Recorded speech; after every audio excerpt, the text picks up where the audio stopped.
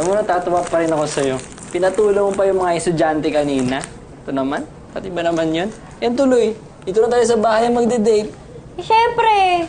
Ayoko kasi na pinagtatawanan ako sa publikong lugar. Tapos, hindi ko naman close. Hindi ko naman close pagtatawanan ako. Mas okay nga to eh. Mas mura pa. Kumain na nga tayo. Oh, wait lang, wait lang. Bakit? Happy anniversary. Happy anniversary. I love you. Primo? Wow! Ano meron? Ang dami nito ah. Hindi, anniversary namin ate. Sige po. Wow! Okay ka rin, Franz ah. Natagalan mo tong kapatid ko. For sure, ikaw ang gumastos nito. Eh kasi wala naman tong pera. Sayaw lang ng saya, wala naman inaakyat na pera. Ate, ano bang problema mo? Bakit ba lahat na napansin mo, lahat na lang pinakailaman mo? Ah, so ayaw mo pinapakialaman ka. Gusto mong gumaya sa tatay mo na walang kwentang tao at pinabayaan ng pamilya niya. Ate, huwag mo idamay tatay ko dito. O bakit? Totoo naman ah. Ang tatay mo walang kwentang tao.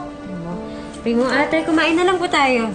Bakit ba pinapakialaman mo ang away namin magkapatid, ha? Ha? Hindi naman po, hindi naman po. Alam mo, Fran, sasabihin ko sa'yo, ang daming inakyat na magagandang babae dito ni Primo. Ewan ko ba, hindi ako makapaniwala na girlfriend ka niya. At ano ginagawa sa'yo yung tao eh? Huwag ka namang bastos. Ako pa ngayon ang bastos na ako ang kumikita dito at nagpapakapagod. Ako pa ngayon ang bastos. Anong gusto mo, ha? Eh kung ganun din naman pala, bastos ako, eh bakit hindi ka umalis dito sa bahay ko? Total, kaya mo naman na yata eh. Di ba?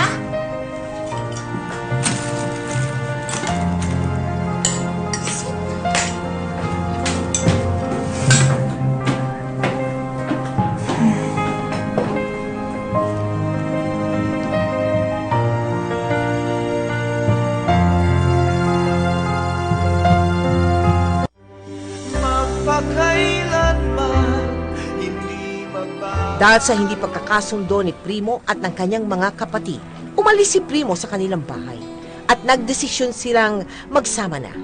Tumira sila sa bahay ni na Franz. Sa kabutihang palad, hindi naman tumutol ang mga kapatid at ang nanay nito.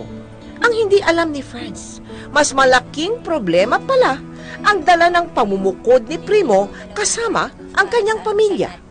Pasensya ka na sa Kuya John mo, ha? Kaya lang yan. Nay! Oh. Sino gumamit ng tubig sa drum? Ay, hindi ko alam. Ay, ate, kanina umaga kasi ginamit ko yung tubig. Pasensya na. Pag ginamit nyo, palitan nyo naman. Eh, paano kung kailangan ng iba? Tulad ngayon, kailangan kong maglaba. Kailangan ko pang pumunta dun sa may poso para lang maglaba. Eh, buti sana kung maalagaan nyo yung dalawang bata eh. Hindi naman. Sorry na ate, magigib na lang ako. Pasensya na. At kayo, anong plano niyong dalawa? Ikaw talaga, Primo, dito ka lang talaga sa bahay? At yung si Franz yung pagtatrabahuhin mo? Aba, baliktad na talaga yung mundo ngayon. Tama na. Ako na naman, Nay.